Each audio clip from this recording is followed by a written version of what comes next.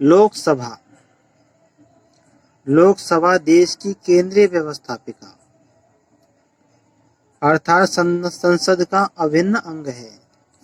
लोकसभा को कुछ नामों से जाना जाता है, जैसे जनता का सदन, हाउस ऑफ पीपल, निम्न सदन, लोकप्रिय सदन, अस्थायी सदन, प्रथम सदन, निम्न सदन आदि के नाम से भी जाना जाता है।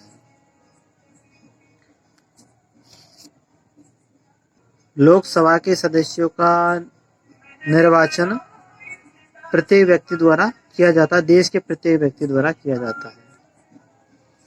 चुनाव प्रणाली को first past the post system कहते हैं, पहले खंबा छूने की पद्धति। लोकसभा गठन अनुच्छेद 81 में है। केंद्र सरकार द्वारा 126वां संविधान संशोधन विधेयक 2019 को पारित किया गया और यह 25 जनवरी 2020 से यह प्रावधान समाप्त कर दिया गया कि राष्ट्रपति लोकसभा में 2 सदस्य मनोनीत करता था, वो मनोनीत अब नहीं कर सकता था। पहले वह अनुच्छेद 331 के अनुसार 2 सदस्य राज्यसभा में मनोनीत करता था। तो सबसे अधिक लोकसभा सदस्य है यूपी की 80। लोकसभा का जो अध्यक्ष होता है उसको स्पीकर कहते हैं। सांसद स्पीकर अस्थायी लोकसभा का अध्यक्ष भी कहते हैं। यह संसद का सबसे वरिष्ठ सदस्य होता है, जिसकी नियुक्ति राष्ट्रपति, संसदीय कार्य मंत्रालय और प्रधानमंत्री की सलाह पर की जाती है। प्रथम लोकसभा अध्यक्ष जीवी मावलंकर थे और प्रथम महिला लोकसभा अध्यक्ष थी मीरा कुमारी। वर्तमान में 17वीं लोकसभा है और इसके अध्यक्ष है ओम बिरला है, जो कोटा के संसद क्षेत्र से है, भाजपा सांसद है। भारत सरकार द्वारा वित्त विधेयक पास किया जाता है। लोकसभा में पास किया जाता है वित्त विधेयक। ऐसा विधेयक जिसमें केवल व्यय सम्मिलित है और अनुच्छेद 110 में निर्दिष्ट कोई विषय उसमें शामिल नहीं है, तो उसे संसद के किसी भी सदन में प्रारंभ किया जा सकता है। कोई भी विधेयक धन विधेयक है या नहीं, इसका निर्णय लोकसभा का अध्यक्ष करता है। आकस्मिकता निधि को राष्ट्रपति संसदीय स्वीकृति से पूर्व व्यय कर सकता है। आकस्मिकता निधि को राष्ट्रपति संसदीय स्वीकृति से पूर्व व्यय कर सकता है। भारत की संसद के प्राधिकरण यानी अथॉराइजेशन यानी की अनुमति। भारतीय संसद की अनुमति के बिना कोई भी धनराशि भारत की संचित निधि यानी भारत का जो कोष है, खजाना है, संचित निधि में भारत की जो खजाना है उससे नहीं निकाल सकते।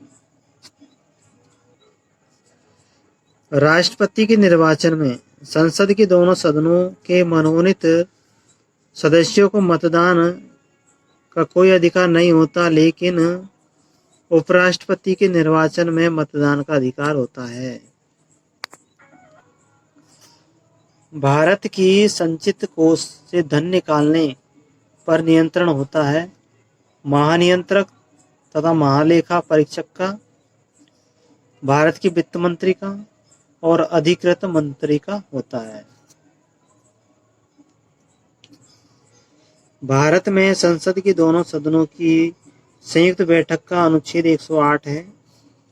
लोकसभा तथा राज्यसभा की प्रथम संयुक्त बैठक वर्ष 1961 में हुई थी। भारतीय संसद के दोनों सदनों की दूसरी संयुक्त बैठक सेवा आयोग बिल को पारित करने के लिए हुई थी। नीरसन, सेवा आयोग का नाम है नीरसन, इसको पारित करने के लिए दूसरी बैठक हुई थी।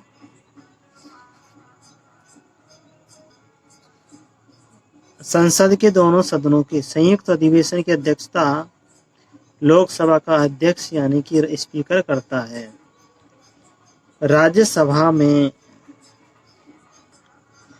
राज्यसभा में विधेयक प्राप्त होने के 14 दिन के अंदर इसे लोकसभा को वापस किया जाता है।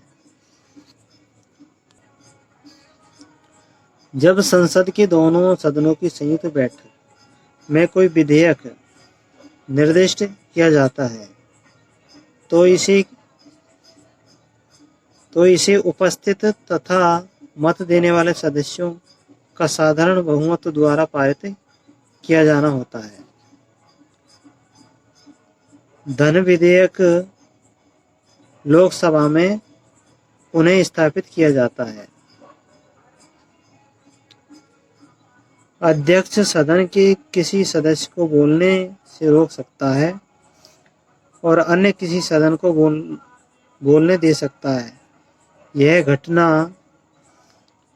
बैठ जाना यानी कि यील्डिंग द फ्लोर बैठ जाना कहलाती है। अनुच्छेद 253 के अनुसार अंतर्राष्ट्रीय समझौते को प्रभावी बनाने हेतु संसद द्वारा राज्य सूची के विषय पर कानून बना सकती है। भारतीय संसद राज्य सूची के विषयों पर विधायन नहीं कर सकती है जब तक, यानी कानून नहीं बना सकती जब तक कि राज्यसभा प्रस्ताव पारित करे कि ऐसा करना राष्ट्रीय हित में आवश्यक है, राष्ट्रीय आपातकाल लागू हो। ऐसी स्थिति में ही भारतीय संसद राज्य सूची के विषयों पर कानून बना सकती है, अन्यथा नहीं बना सकती। अंतर्राष्ट्रीय संधियों को भारत के किसी भाग अथवा संपूर्ण भारत के कोई से भी हिस्से या संपूर्ण भारत में लागू करने के लिए संसद कोई भी कानून बना सकती है बिना किसी राज्य की सहमति के। अगर वह अंतर्राष्ट्रीय संधियां हुई है तो वह पूरे देश पर लागू कर सकता है बिना किसी राज्य की अनुमति के। किसी मनोनीत सदस्य के मंत्री पद के लिए नियुक्ति पर संविधानीय वर्जन नहीं है। संसद राज्य सूची के विषय में कानून बना सकती है। यदि राज्यसभा ऐसा संकल्प पारित करे तभी बना सकती है संसद राज्य सूची के विषय में कानून। केंद्र यानी संसद किन किन विषयों पर कानून बना सकती है राज्य सूची के विषय में? अगर अंतर्राष्ट्रीय समझौता हुआ है तो वह राज्य सूची में कानून बना सकती है। संबंधित राज्य की सहमति होने पर, राज्य में राष्ट्रपति शासन लागू रहने पर और राष्ट्रीय हित में जब राज्य सभा 2/3 बहुमत से इस हेतु प्रस्ताव पारित कर दे कि राज्य सूची का कानून बनाया जाए। यदि कोई सांसद सदस्य बिना किसी अनुमति के संसद में अनुपस्थित नहीं होता 60 दिन तक, तो उसे अयोग्य घोषित कर दिया जाता है सांसद को।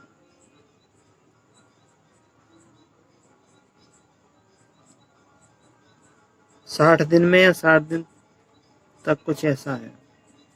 बिना अनुमति के 60 दिन तक संसद से अनुपस्थित रहने पर किसी भी सांसद को अयोग्य घोषित किया जा सकता है।